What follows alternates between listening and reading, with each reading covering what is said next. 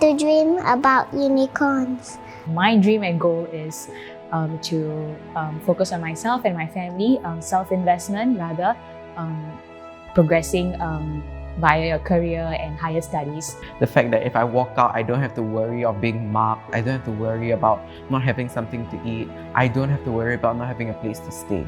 I think we all want to be a stable lifestyle in Singapore, not too dependent on anyone else, but more of independent. I don't have any dreams somehow. I believe people at my age would think about their family first, trying to be better for their family. Firstly, of course, the foundation would be the finances. I envision it more like a place where my children can grow up, happily running around. To be honest, my generation or of classmates, all that, I think we are all more concerned in our financial needs. So we were more focused on finding things to do that pay well, and we will be chasing after things that can have good financial reward. I think the Singapore dream is when you embody the values of Singapore and how you use the system to kind of create your own success. After my JC, I like to get a scholarship and study at NUS, and after which I hope to be a doctor.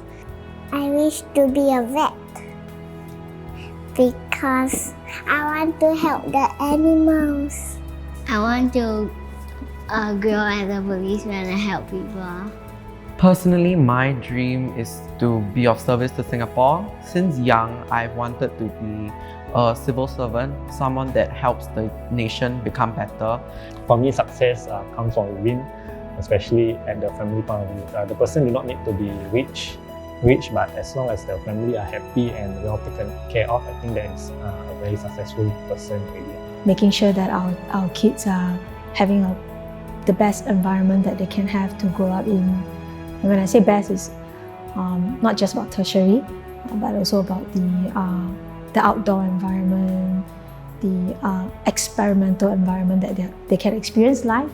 When I was younger, what was sold to me from the people around me, be it my family and teachers, education is important, you gotta do this in order to survive in Singapore.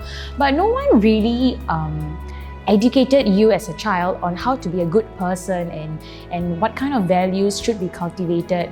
So I believe that all of that was self-learned, and I make sure, I hope to impart such values to my children and on how to be good people and how to cultivate good values. Take a step back on pushing our kids on studying. Singapore does encourage you to strive for excellence, but I think that with knowledge and talent, it has to be accompanied with a good character. No matter what you are, as long as you're doing something, you're contributing to society, you're contributing to the development of this country. It is really important for us, the younger generation, to have a passion, to have a dream, so that Singapore will also improve as a nation. That's from the heart.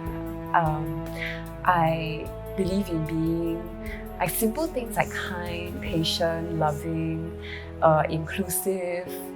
To be able to put down one's interests and care more for the needs of others would really help us to get rid of that kiasu mentality and to grow to be more caring.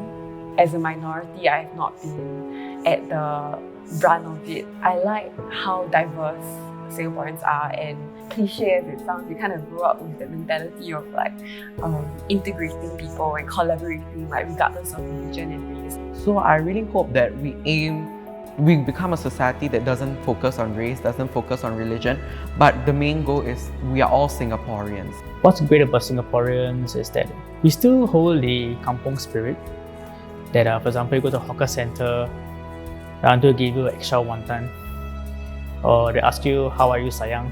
All of us are provided with basic healthcare needs, education and opportunities, be it regardless of race and all. So I feel that on that aspect, maybe Singaporeans can stop complaining lah. And that goes to me as well. Yeah.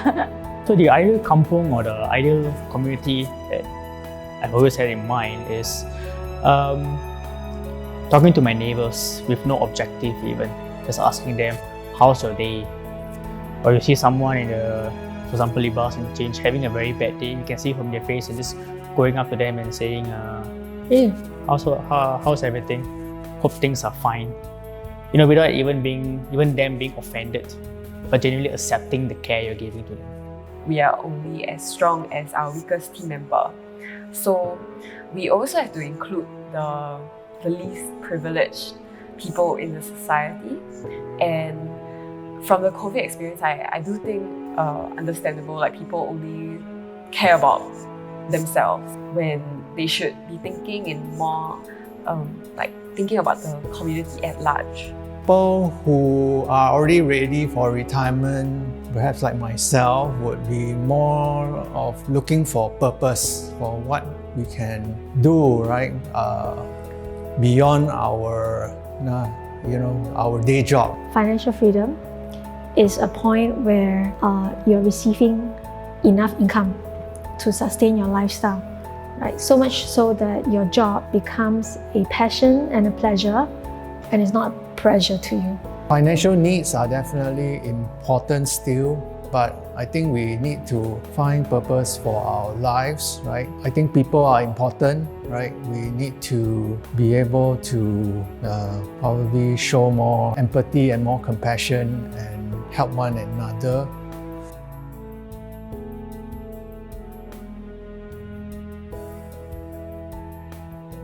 Happy birthday, Singapore! Happy birthday, Singapore! Happy birthday, Singapore! Happy birthday, Singapore! Happy 55th birthday! Happy birthday, Singapore!